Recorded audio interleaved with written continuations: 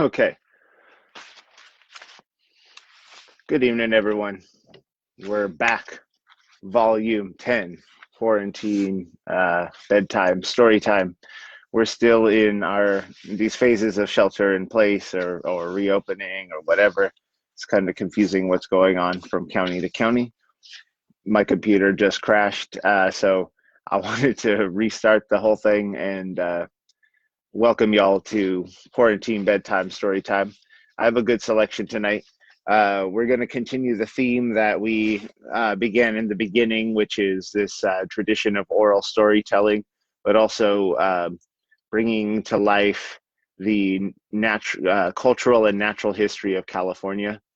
California is where I live right now. It's not where I was born, but I consider it to be close to my heart. I'm trying to understand more the history of the land, especially the hidden history. Hey, what's up, Athens? It's been a long time. um, there's a lot of as people all around the world know. There's a lot of hidden history, and some of it's hidden on purpose. So that's another reason I want to share some of these things.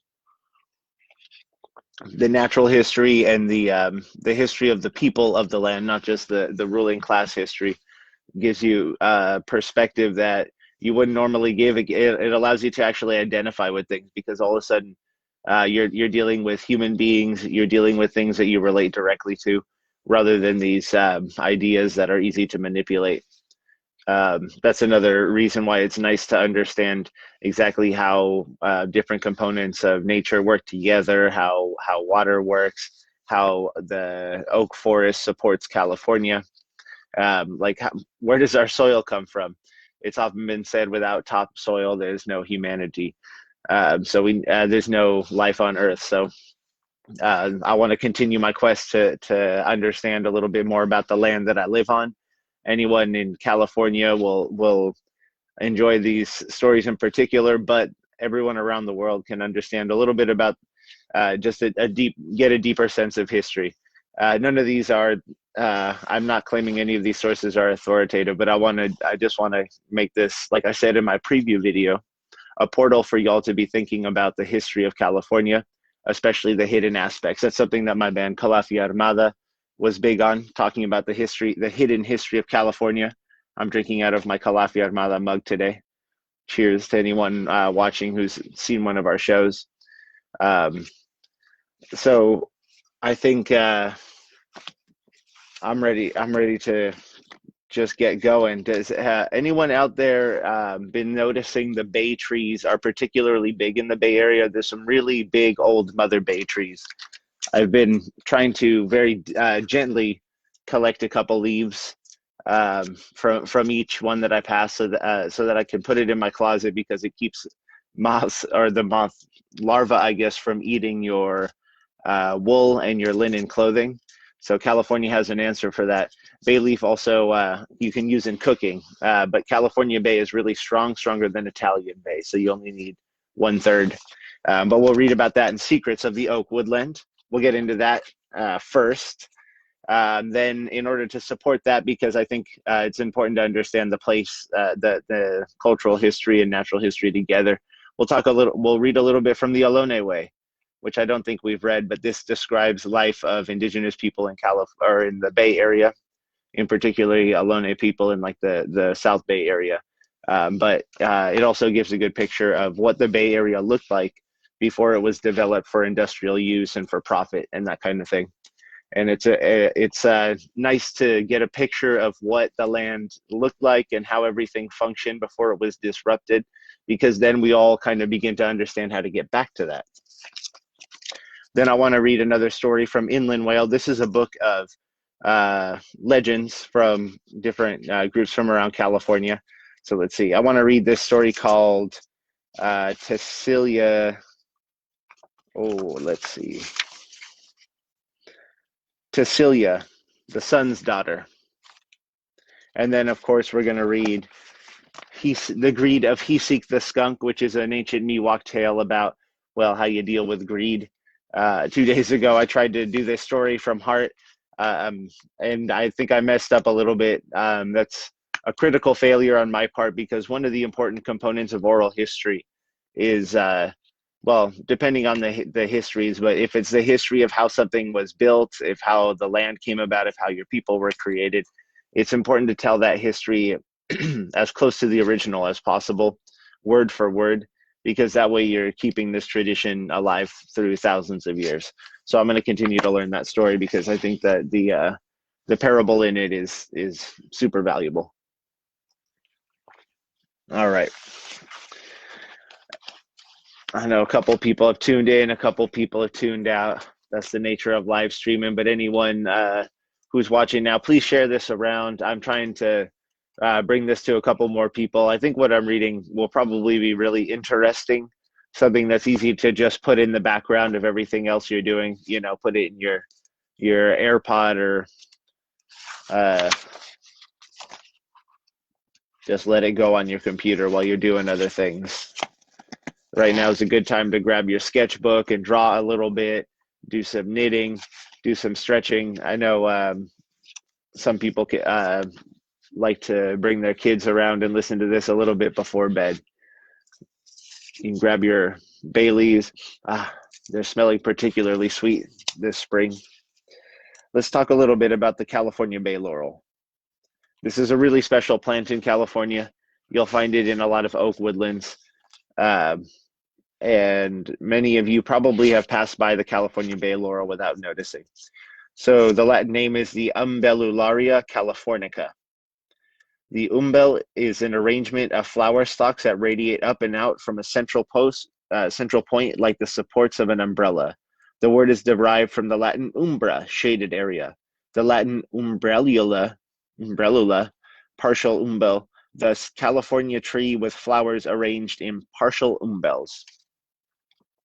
This species has at least 19 common names, including bay, California laurel, California olive, pepperwood, spice tree, cinnamon bush, peppernut. Oh, wow, you can call me peppernut. Headache tree, mountain laurel, and Oregon myrtle.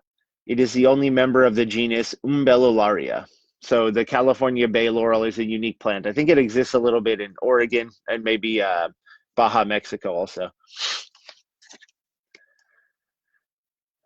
Way back in the humid mists of time, not so many millions of years after the dinosaurs vanished from the earth, dense forests of tropical and semi-tropical trees ranged across the planet from pole to pole. 8 members of the laurel family, including the ancestors of the California bay laurel and several avocado species, thrived throughout the land we now call California. As the climate became cooler and drier over succeeding geologic periods, all but the California bay laurel disappeared from California. This tree first appears in the fossil record in its current form about 17 million years ago. Woo! Not surprisingly, its olive-sized fruits have green, oily flesh and single large seeds, and they are shaped like little avocados. This species is endemic, native only to California and Southwest Oregon. Oh my. There's a beautiful image of a raccoon living inside of the trunk of or I guess the bottom of a multi-trunked bay laurel. Pardon. Considering its tropical origins, Pepperwood's fondness for the coast makes sense. Nearly all bays reside within 160 miles of the Pacific Ocean. Enjoying the humidity it provides and relying on groundwater to survive hot, dry summers in the inland parts of their range. Their water is plentiful. These trees can grow to a height of more than 100 feet, 175 in one rare case, and spread to a width of 120 feet. In dry areas with poor soil, they grow in scrub form. On a scorching summer day, you might head for a large bay tree near a creek or spring. The abundant leaves of its rangy canopy will envelop you in shade, and the cool creek bottom will provide natural air conditioning. Try wrapping your arms around one of the massive trunks, which can measure 6 feet, occasionally as much as 13 feet, across at the breast height. Prized by woodworkers, including builders for musical instruments, Bays are the most commercially valuable hardwoods in the West. Besides their wood, their broadleaf evergreen are well known for their powerfully aromatic leaves. Ooh, powerfully aromatic leaves. Bay flowers, nuts, and foliage provide food for animals, and the foliage has been put to both practical and spiritual use by humans. Headache tree. If you held the torn edge of a bay leaf up to your nose, you could get a headache or irritated sinus from the strong-smelling volatile oils. In extreme rare cases, people have lost consciousness. Woo. 40 to 60% of the oil consists of umbellulone, a ketone that kills germs, fungi, insects, and is probably the primary irritant.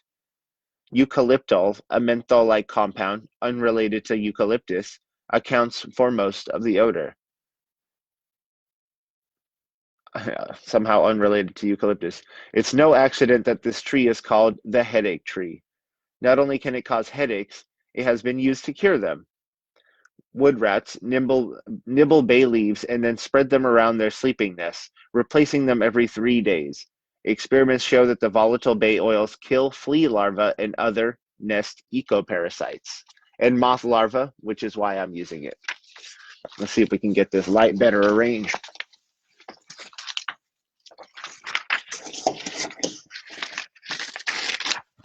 Ow, jeez.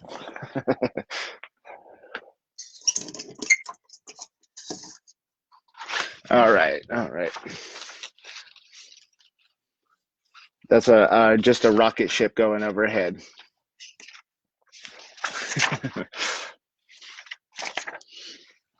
All right, we're talking about the bay laurel tree here. Stem photosynthesis. The bay's thin greenish bark, especially apparent in young trees, is a sign of this species' capacity for stem photosynthesis. Thank you for sticking with me, y'all. I'm having a little bit of issues here with the lighting. Let me just push this back. Oh.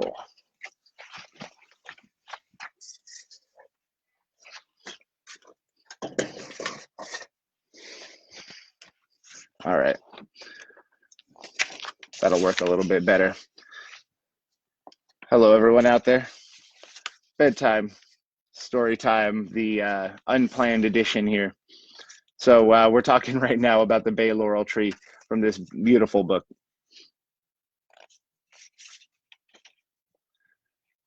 So the bay's greenish bark, which is especially apparent on young trees, is a sign of this species' capacity for stem photosynthesis, the ability to photosynthesize sugars in its trunks and branches, as well as its leaves.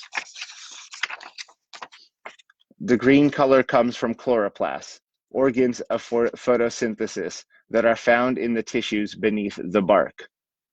Stem photosynthesis contributes to the growth of leaves, buds, and woody tissue and helps plants recover when they lose their leaves to natural events, such as insect infestations or fire. While pepperwood's thin bark allows significant amounts of light to reach the chloroplasts underneath, it also makes the species vulnerable to invasive organisms. Pepperwood's solutions to this problem appears to be in its peppery wood, full of insect-repelling oils. Thin bark also makes pepperwood trees vulnerable to fire, but they recover rapidly by stump sprouting, growing new shoots from their root crowns. Flowers, bay nuts, squirrels, and deer. California laurels blossom the first time between November and early spring, depending on climate and topography, and can bloom for months under the right conditions. The small orange-yellow flowers turn into succulent, glistening marvels if you look at them with close-up binoculars. In place of petals, these flowers have 6 yellow-green sepals, outer structures that usually accompany or support petals. Although bees visit them, California laurels are thought to be pollinated mainly by gnats and flies. Interesting. In summer, look for firm green fruits, known as drupes, that resemble little avocados. If you break them open, you'll see smooth avocado-like flesh surrounding the large seeds.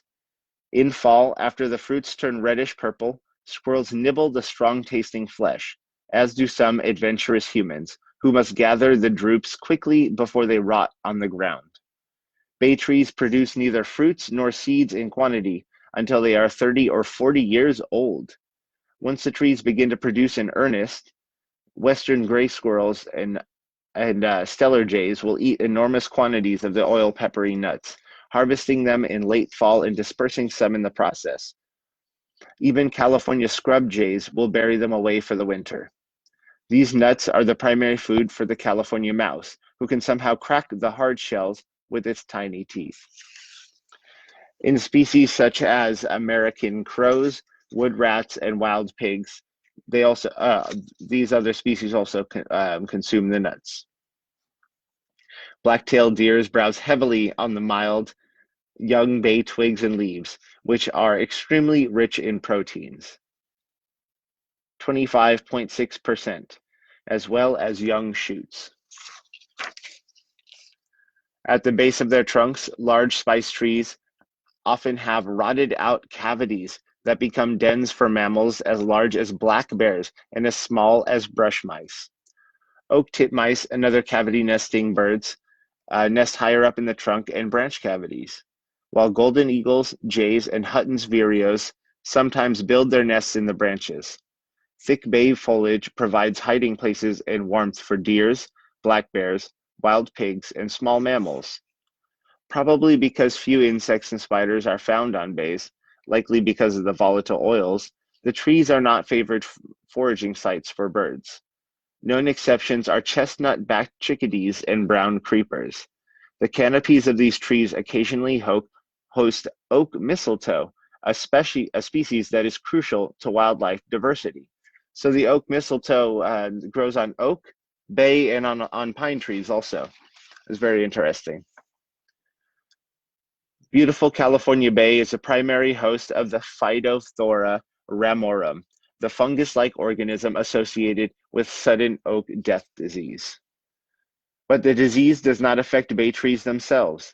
This non-native organism, which infects susceptible oaks, has caused massive die-offs along the California coast.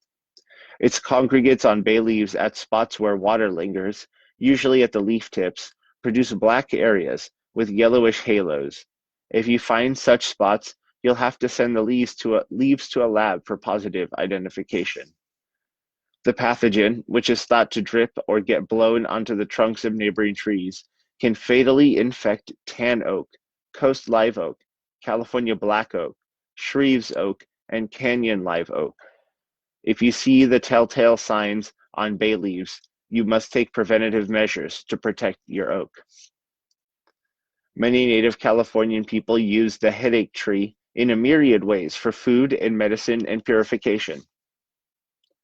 The Carrick, for example, have traditionally inhaled aromatic steam from the heated leaves for colds and sinus infections. The late Carrick herbalist Josephine Peters put mashed peppernut paste on boils, spider bites, snake bites, puncture wounds, diabetic sores, and impetigo. Some tribes have used the leaves to cure headaches, with mixed results, as bay sometimes makes headaches worse.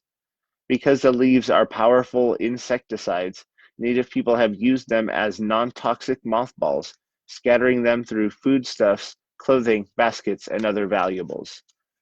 Before a hunt, hunters of some tribes would observe strict restrictions on food and sex and further purify themselves by sweating in sweat lodges and rubbing bay leaves over their body. These practices served both spiritual and practical purposes, making the hunters worthy of their prey and eliminating the human scent that could cause deer and other prey to bolt. The Ohlone ate the flesh and fruit boiled or raw. Ohlone and Pomo people ground the nuts into an oily paste and shaped them into flat cakes or balls. After the balls were air-dried, hunters or travelers carried them as excellent lightweight sources of energy. Because the pepper nuts contain a caffeine-like stimulant, many tribes used it as a condiment. Some people still eat roasted pepper nuts or balls rolled from nut paste and use the leaves sparingly as a seasoning. California bay leaves are much stronger than the mild bay leaves we buy and as a spice at the supermarket, which come from the Mediterranean bay laurel tree. Half a California bay laurel leaf should be adequate for the purpose. Be careful. You can easily ruin a dish. So we're talking about the bay laurel tree right now, and she's warning that if you're cooking with it, you need to use it sparingly. She says half. I would say even a third, but I also like the taste of bay. I've heard from accounts from the Spanish that bay laurel nuts, when roasted, have an almost like coffee sort of taste to them, or a chocolatey sort of taste to them. I'd be interested this fall to see when the bay laurel trees harvest to pick a few. Hey, everyone out there. This is Mikhail with Quarantine Bedtime Storytime. I'm going to read a couple legends from California, but I'm going to rearrange the lighting again. The sun is going down. My undisclosed location here, Jaguar Studios, is a terrible place for lighting, unlike the place of my partner.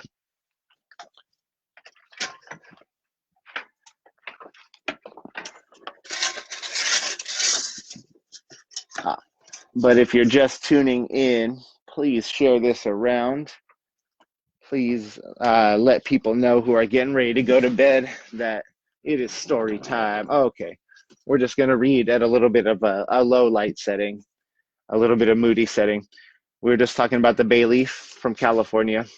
The natives in a lot of areas would use it to line their acorn granaries, and this would basically keep insects and some larger animals away. And bay leaf also smells pretty fresh in small amounts. These are some big ass leaves here. Boom. So let's read a little bit from the Ohlone Way, Indian Life in the San Francisco Monterey Bay Area. This book was written by Malcolm Margolin. His name may be familiar to some people who've read some books about the Bay Area. He's a naturalist from around the Bay Area. He's written books about like different hikes around the Bay Area, and he keeps his mind open about the knowledge that he's bringing on board. This book talks about a lot of well-researched, but also some speculative history about how Ohlone people lived before contact in the Bay Area. It's important to understand a little bit about the area you live and how that area looked before it was developed for industrial use, before it was developed for profit. If you can understand a little bit about that, you can understand how we can go back to that. So right now I'm going to read the first chapter, I believe, part 1 for the Ohlones and their land from the Ohlone Way by Malcolm Margolin. Oh, and this was put out by Heyday Press. That's a Berkeley local press. Again, support your local businesses right now in these pandemic times. Modern residents would hardly recognize the Bay Area as it was in the days of the Ohlones. Tall and sometimes shoulder-high strands of native bunch grasses, now almost entirely displaced by the shorter European annuals, covered the vast meadowlands and tree-dotted savannas. Marshes that spread out for thousands of acres fringed the shores of the bay. Thick oak bay forests and redwood forests covered much of the hills. There's that bay tree coming back in. The intermingling of grasslands, savannas, salt and freshwater marshes, and forests created wildlife habitats of almost unimaginable richness and variety. The early explorers and adventurers, no matter how well traveled in other parts of the globe, were invariably struck by the plentiful animal life here. There is not any country in the world which more abounds in fish and game of every description, noted the French sea captain Le Perouse. Flocks of geese, ducks, and seabirds were so enormous that when alarmed by a rifle shot, they were said to rise in a dense cloud with a noise like that of a hurricane. Herds of elk, monsters with tremendous horns, as one of the early missionaries described them, grazed the meadowlands in such numbers that they were often compared with great herds of cattle. Pronghorn antelopes, in herds of 100 or 200 or even more, dotted the grassy slopes. Packs of wolves hunted the elk, antelope, deer, rabbits, and other game. Bald eagles and giant condor glided through the air. Mountain lions, bobcats, coyotes, now seen only rarely, were a common sight. And of course, there was the grizzly bear. He was horrible, fierce, large, and fat, wrote Father Pedro Font, an early missionary, and a most apt description it was. These enormous bears were everywhere, feeding on berries, lumbering along beaches, congregating beneath oak trees during the acorn seasons, and stationed along nearly every stream and creek during the annual runs of salmon and steelhead. It is impossible to estimate how many thousands of bears might have lived in the Bay Area at the time of the Ohlones. Early Spanish settlers captured them readily for their famous bear and bullfights. Ugh. Ranchers shot them by the dozen to protect their herds of cattle and sheep, and the early Californians chose the grizzly as the emblem for their flag and their statehood. The histories of many California townships tell how bears collected in troops around the slaughterhouses and sometimes wandered out onto the main streets of towns to terrorize the inhabitants.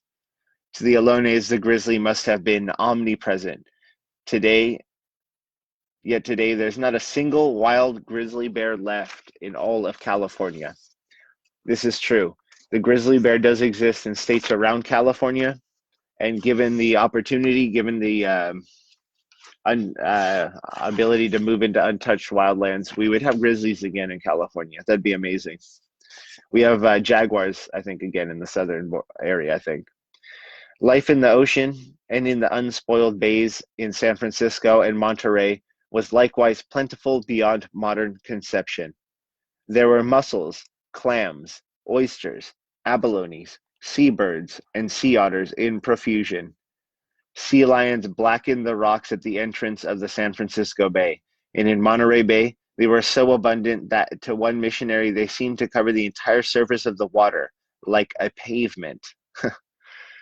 Long wavering lines of pelicans threaded the air. Clouds of gulls, cormorants, and other shorebirds rose, wheeled and screeched at the approach of a human.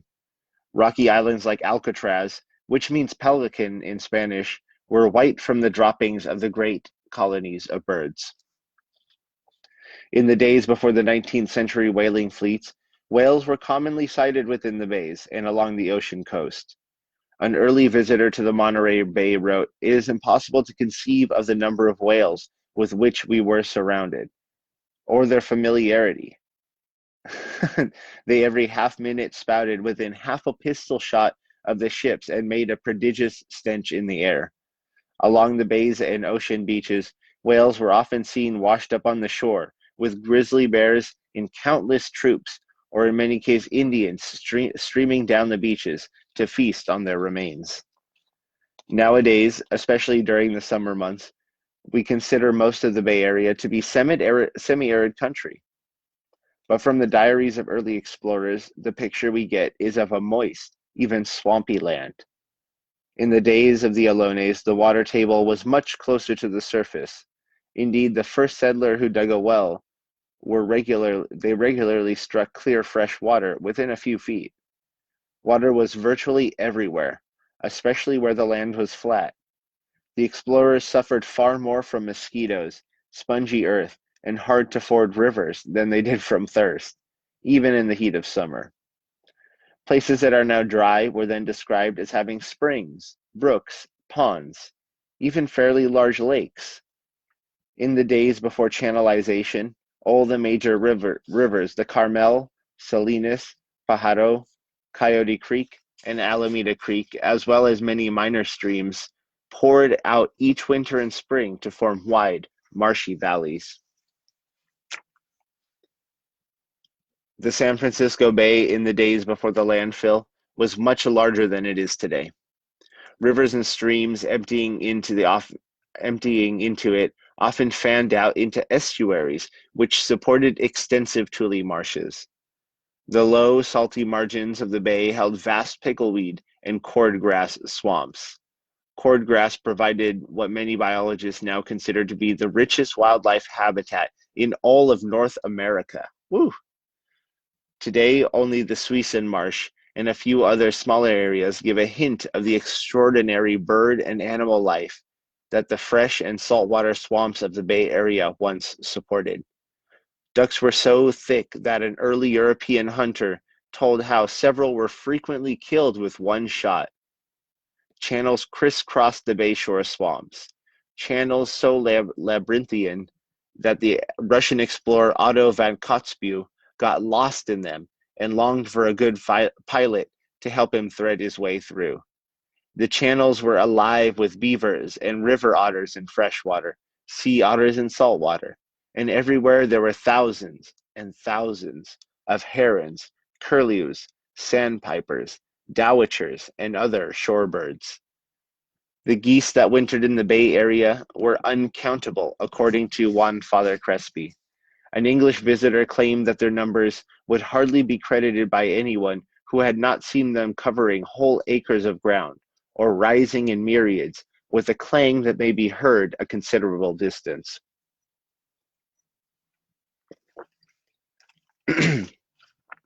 The environment of the Bay Area has changed drastically in the last 200 years.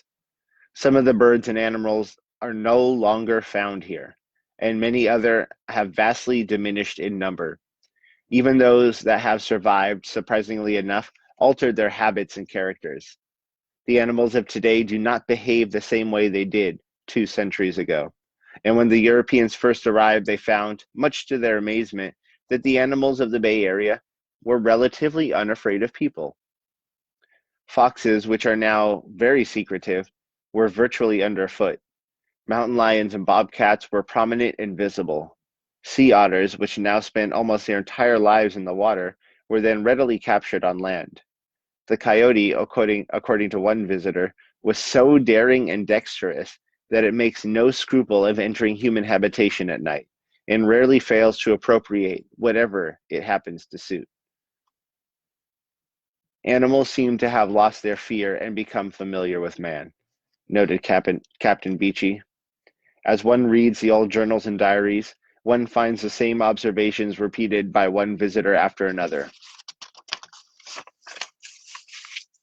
Quail, said Beechey, were so tame that they would often not start from a stone directed at them. Rabbits can sometimes be caught with the hand, claimed a Spanish ship captain. Geese, according to another visitor, were so impudent that they can scarcely be frightened away by firing upon them. Likewise, Otto von Kotzebue, an avid hunter, found that geese, ducks, and snipes were so tame that we might have killed great numbers with our sticks. When he and his men acquired horses from the missionaries, they chased herds of small stags, so fearless that they suffered us to ride into the midst of them. Von Kotzebue delighted in what he called the superfluidity of game. But one of his hunting expeditions nearly ended in disaster. He had brought with him a crew of Aleutian Eskimos to help hunt sea otters for the fur trade. They had never seen game in such abundance, he wrote, and being passionately fond of the chase, they fired away without ceasing. Then one man made the mistake of hurling a javelin at a pelican. The rest of the flock took this so ill that they attacked the murderer and beat him severely with their wings before the other hunters could come to his assistance. It is obvious from these early reports that in the days of the Ohlone, the animal world must have been a far more immediate presence than it is today, and this closeness is not without drawbacks. Grizzly bears, for example, who in our own time have learned to keep their distance from humans, were a serious threat to a people armed only with bows and arrows. During his short stay in California in 1792, Juan Longinos Martinez saw the bodies of 2 men who had been killed by bears. Father Fawns also noticed several Indians on both sides of the San Francisco Bay who were badly scarred by the bites and scratches of these animals. Suddenly, everything changed. Into this land of plenty, into this inexpressible fertility, as Captain Laperouse called it, arrived the European and the rifle. For a few years, the hunting was easy, so easy, in the words of Frederick Beechey, as soon to lessen the desire of pursuit. But the advantages of the gun were short-lived. Within a few generations, some birds and animals had been totally exterminated, while others survived by greatly increasing the distance between themselves and people. Today we are the heirs of that distance, and we take it entirely for granted that animals are naturally secretive and afraid of our presence. But for the Indians who lived here before us, that was simply not the case. Animals and humans inhabited the very same world, and the distance between them was not very great. The Olones depended upon the animals for food and skins. As humans, they had an intense interest in animals and an intimate knowledge of their behavior. A large part of a man's life was spent learning the ways of animals, but their intimate knowledge of animals did not lead to conquest, nor did their familiarity breed contempt. The Olones lived in a world where people were few and animals were many, where the bow and the arrow were the height of technology, where the deer, who was not approached in the proper manner, could easily escape, and a bear might conceivably attack. Indeed, they lived in a world where the animal kingdom had not yet fallen under the domination of the human race, and where, how difficult it is for us to fully grasp the implication of this, people did not yet see themselves as the undisputed lord of all creation. The Olones, like hunting people everywhere, worshipped animal spirits as gods, imitated animal motions in their dances, sought animal powers in their dreams, and even saw themselves as belonging to clans with animals as their ancestors. The powerful, graceful animal life in the Bay Area not only filled their world, but filled their minds as well. That's an excerpt from the Ohlone Way. Hello, everybody who's still with me tonight. Friday nights used to be a big night for going out and playing shows and being crazy, and now we're here for story time. So I think we're going to read this last selection from the Inland Whale. Let's see how long it is. This is a collection of stories, legends from California natives, mostly from like the Mojave Human area, and then also from I believe different parts of Northern California. Is really it? No, that's not it.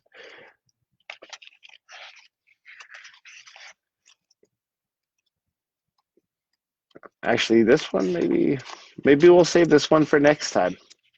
I think it's a hot Friday. I think we're gonna move on with the Miwok legend here. For those of you who haven't heard this one before, and for those of you who had, we're gonna read it. I'm gonna cut it short. I'm working the night shift for the rest of this week, and some of y'all know I love my job. I work in the emergency room. I gotta save those lives. So let's read a little. Let's read two stories from this book, since some of them are short. Since we were talking about bear, let's talk about the bear and fawns. This is the Legends of the Yosemite Miwok. This is put out, I think, in part by Yosemite National Park. Bear and the Fawns. Usu Mate, the grizzly bear, had a sister-in-law whose name was Uwuya, the deer. Grizzly Bear took Deer to a place in the woods to show her a good kind of clover. When they found the clover, Deer began to scratch her head. Grizzly Bear said, "Let me louse your head. Let me bite the lice." Grizzly Bear bit Deer so that she died, and took her liver out and put it in a basket and carried it home. Deer had told her two fawns before she left that a bag hung in the house.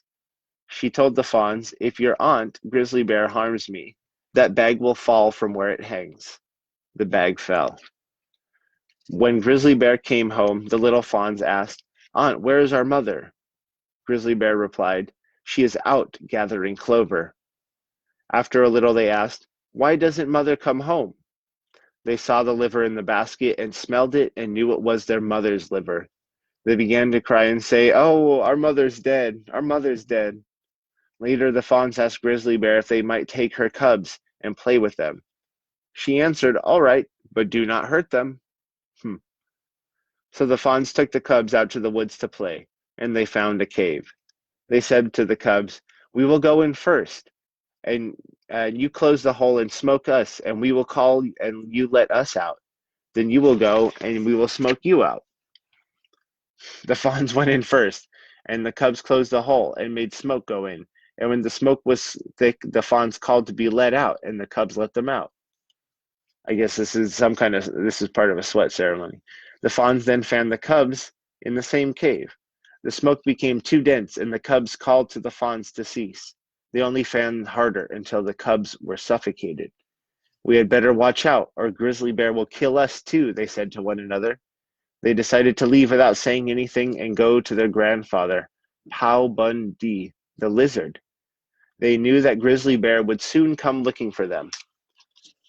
When the fawns reached their grandfather's house, they told of the terrible fate which had overtaken their mother. Where is Grizzly Bear? Lizard asked them. She is following us and will soon be here, they replied. Upon hearing this, Lizard threw 2 large white stones into the fire and heated them. When Grizzly Bear arrived outside of Lizard's house, she could not find an entrance. She asked Lizard how she might enter. He told her to climb onto the top and come in through the smoke hole, and to back down or she would fall and break her neck. Grizzly Bear did as she was instructed, for she was anxious to get the 2 fawns, whom Lizard had told were in the house. But as Grizzly Bear began to back through the smoke hole, Lizard took the red-hot stones from the fire and burnt her to death. Grizzly Bear rolled from the top of Lizard's house dead. Well, I don't know if these are the kind of stories where you can take a single moral, but boy, it makes you not want to kill someone for fear of revenge.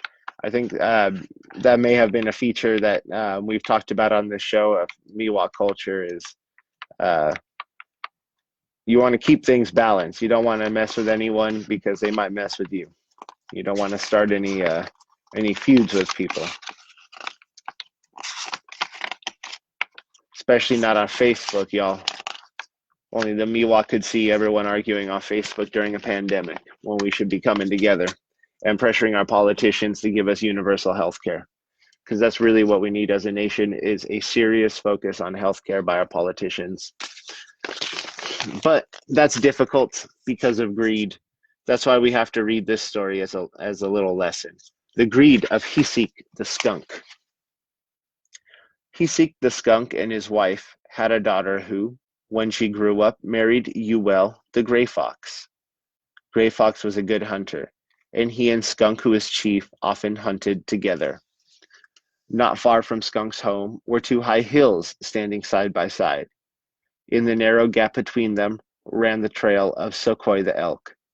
One day, Skunk told Gray Fox to hide in this narrow place while he went down to the plain to drive up the elk.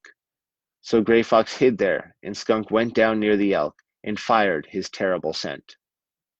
The elk could not stand the smell and ran up the trail. Gray Fox waited until the leader and all the others had passed between the hills, and when the last one had gone by, he stepped behind them and fired his arrow with such force it shot through the whole band of elk, killing them all. When Skunk arrived at the scene, he was so glad that he danced. He called all the people to come and help carry the meat home. Then he said to Gray Fox, "You must pack 1 elk, and pack me too, for I am too tired to walk," even though I was just dancing. Gray Fox was afraid of Skunk, so he did what he was told. Fear is powerful. He lifted a big elk on his shoulder, and Skunk climbed on top. Skunk danced on the body of the elk all the way back to the village. I thought he was tired. Then Skunk told the people to skin the elk and promised them some of the meat. They skinned the elk and cut the meat into strips and hung it up to dry. And when they had done this, they asked for their share. Skunk refused to give them any, but told them that they might eat acorn mush and pinole, as pine-nut mush. He then turned as if he were going to shoot his scent, and everyone was afraid. Skunk was so greedy that he would not give any of his meat to anyone, not even his own wife and daughter, nor his son-in-law who killed it. He put it all away to dry for himself. The next day he told Gray Fox to hunt again, and they did the same as before. When the elk were in the narrow pass between the hills, Gray Fox shot his arrow and killed them all, just as before. Then Skunk called the people to come and carry the elk home, and made Gray Fox carry one. And he danced on top all the way home, just as before. Whew, what a a-hole. Again, he told the people to skin the elk and he would give them some meat for supper. But when they had skinned the elk and cut the meat, he told them to eat acorns and pinot, at the same time turning to frighten them.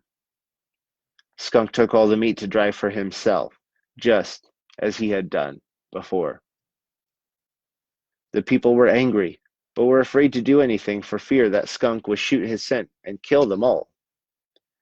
They talked the matter over for a long time, and finally a wise man said, "What are we going to do? Must we hunt for him and pack his meat and skin it for him always and not get any? We'd better kill him. But how can we kill him so that he will not shoot his scent and kill us?" Then Two Wick the Badger spoke. He said, "We can kill him." And while Skunk was watching his meat so that no one would take any of it, Badger dug a big hole and built a fire in it. Someone asked him why he made the fire, and Badger replied, "Do you not know that Skunk is a great dancer and loves to dance? We will have fire in the hole and cover the top over with sticks and leaves and earth so that he cannot see anything. Then we will send for him to come and dance. And when he dances, he will break through and fall in, and we shall kill him." The people answered, "All right." When it was dark, they sent a messenger to Skunk. He said, "You are a great dancer. We want to dance tonight, and we will pay you well if you will come." Skunk was pleased and answered, "All right, where shall I dance?" They took him to the place and pointing to it said, "Right there." Hee hee hee. Skunk began to dance and sing, and everyone said, "Good. You are doing well. Keep on. You are doing finely. Go ahead. You are surely a great dancer." It almost sounds sarcastic the 10th time I read it. And they flattered him, and he kept on and danced harder and harder, for he was proud and wanted to show what he could do. After a while, when Skunk was dancing hardest, the sticks broke, and he fell into the hole. The people were ready. They had a very big rock, which it had taken many people to bring. They were waiting, and the moment Skunk fell in, they pushed the rock quickly over the hole and held it down. They all climbed up on top and held it down tight so Skunk could not get out. The hot coals burnt Skunk's feet and made him dance, ironically this time. He was very angry and shot his scent so hard against the side of the hole that he pushed up mountains on that side. Then he turned the other way and shot again and pushed up mountains on that side too. After this, his scent was gone, and the coals burnt him and killed him. Then all the people were happy. The next day, the people had a great feast, and well, they ate all the darned dried elk meat that they wanted. And there's a lot of little lessons in that story, but very importantly, don't be greedy. Don't kill people. I hope everyone is feeling good health. I hope everyone is reading articles and not just headlines out there. Do what you can to keep your immune system strong. Who knows when things are going to be continue to change, but things are changing so much daily. So I wish everyone the best out there. That's what this is for. Please share this around because I think some of these stories would be nice to give a little people of grounding perspective in a time when isolation is king. So this has been Michael with Volume 10 of Quarantine Bedtime Storytime. I'll catch y'all next week. I'm going to go off into night shift land. So please drink your ginger tea. Represent Calafia Armada. I see Jules and Jose were on here. I love all my family and friends out there, and I'll talk to you soon. Good night.